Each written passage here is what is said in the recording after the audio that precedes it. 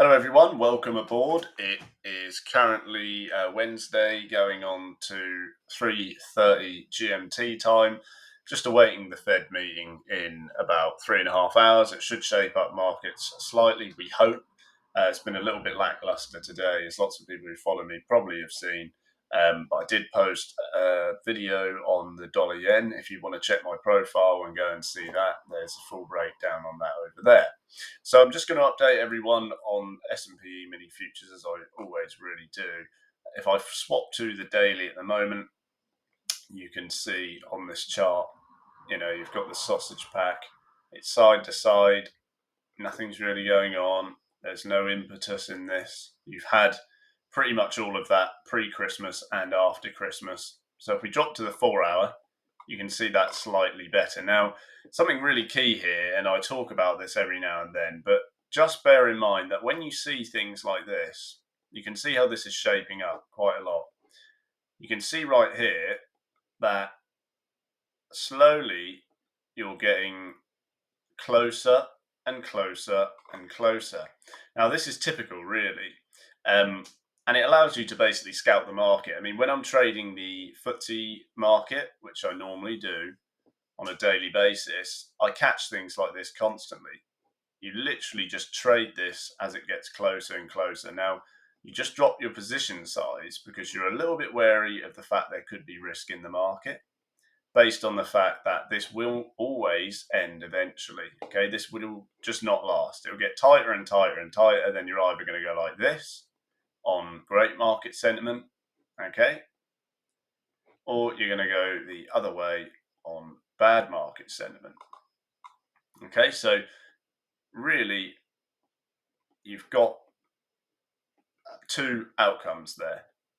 Now, it doesn't matter whether it goes up or goes down, because your goal is to be right here, right there, and right there, and right there, right here, right here, right here, and right here. So you've got 8 or 9 times of being correct and 8 or 9 sets of gains. Now, if you diminish your size, if you drop your size because you know the market's going to shoot up or down, you're going to be a lot more comfortable, because when it does, you're not going to get stung.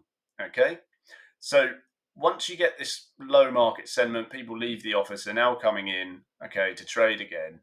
Just be wary that you're going to get this, and you can see it forming, okay? If I swap to the 1 hour, there's a little bit more of a clearer picture, but the overall point remains.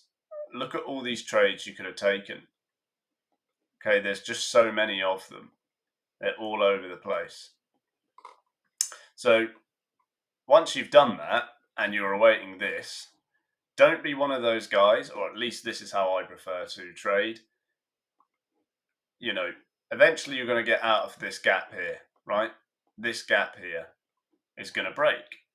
Now, would you rather trade it as you can see it now, or would you rather guess and then get closed out? Because if you guess this is a breakout and you get short when the price is already low and you trade against the core principles of making money, you'll find you'll get burnt out when it comes right to this side, okay?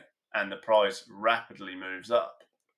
So we're not looking to trade breakouts. We don't care about that. We're looking to trade everything beforehand, because as long as we do that, we'll make money based on what's going on now. We don't want to guess, will it break out, okay, to the top side, or will it drop to the lower side? We're not interested in that.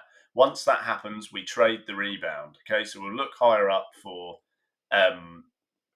zones as resistance to the upside, and to the downside, we'll look for zones as support. So at any time, we're completely safe, because we're not concerned really about what is going on here. Okay, down here, we're not concerned about that, because once we get there, we can trade it accordingly.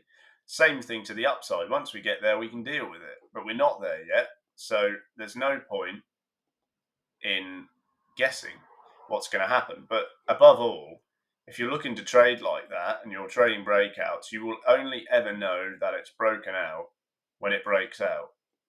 Okay, so you're going to have to guess, basically, if you're trading like that. Much better to just trade the facts, trade what's going on in front of you, and just make sure at any time you're in control. So I hope that helps, guys. Really quick rundown. Once we do pull out either way, I'll probably do an analysis and an update on zones for shorts, zones for longs, so we can stay in control of our capital, we can manage risk, and we can get accurate price action entries, and we can refer to previous market moves so we can infer for future ones. After all, that's exactly what it's really all about, looking back, making decisions. Thanks for watching, guys. See you in the next video.